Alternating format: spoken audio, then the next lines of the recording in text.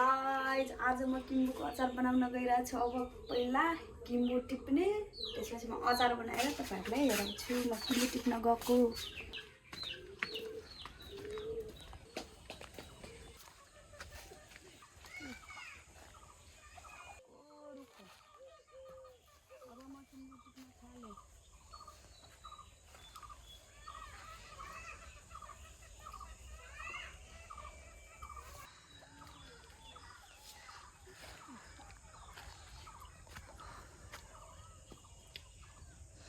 कति धेरै खान्छ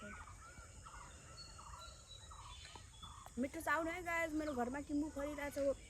यो किम्बुको मौसम हो। केही समयसम्म मात्र बस्छ यो किम्बु। त्यही भएर आउनु है खाना गाइस। म त टिपेर यसको अचार बनाउन लागेको। अचार बनाएर भातसँग मिठो गरी खाने। टिपिसके अब हुन लागिसक्यो। ल झरो खाँदै टिप्दै कति धेरै मिठो हुँदो रहेछ। गुलियो पो रहेछ त।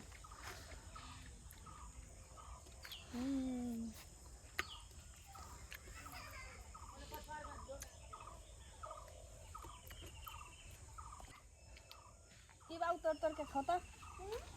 तोर के खा न। पाकेको मिठो है बाबु। यसो टोकेर खाइदिनु नि यसरी। पाकेको नि काँचो त होइन।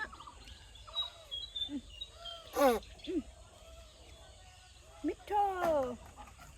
हाम्रो घरमा कति किम्बु फलेको है बाबु। अनि गाइजलाई भन्दैन नि त खाना आउनलाई। हेलो हेलो गाइज, हाम्रो घरमा यति धेरै किम्बु फलिरहेछ। आउनु है सबैजना खाइले भन्न आएछ। खाना आउनु।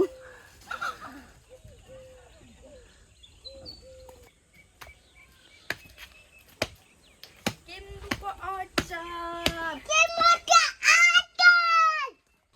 यसरी मजाले धुएको खाली गरेर पहिला सफा गर्ने हो।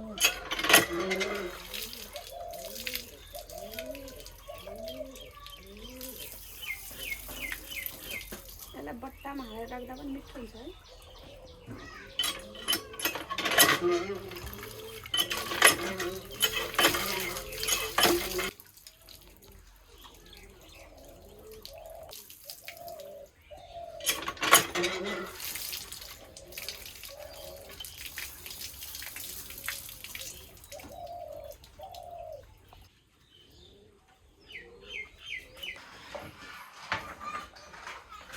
किम्बुको अचार सेक्सन।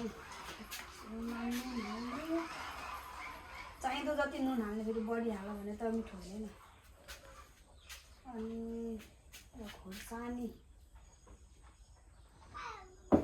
अनि त्यसपछि अलिअलि चाहिँदो मरमसलाहरू। बेसी त के हाल्नु हो।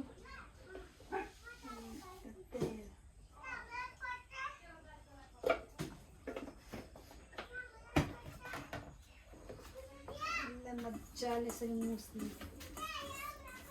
यसलाई यसरी बट्टामा हाल्न पनि सकिन्छ। बट्टामा हालेर राख्दा मिठो हुन्छ। र बट्टामा हाल्नलाई चाहिँ अलिकति मेथीहरू फुराउनु पर्यो तेलमा।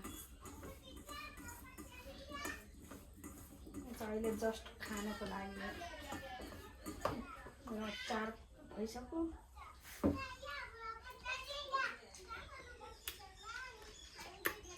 मिठो। आउनुहोस् है गाइज किम्बुको अचार खान। यसरी मेरो अचार बनेर तयार छ। मिठो हुँदो रहेछ। अब यसलाई भातसँग मजाले खान। अमिलो पिरो गुलियो। मेरो अचारको रिसेप्सन सकियो।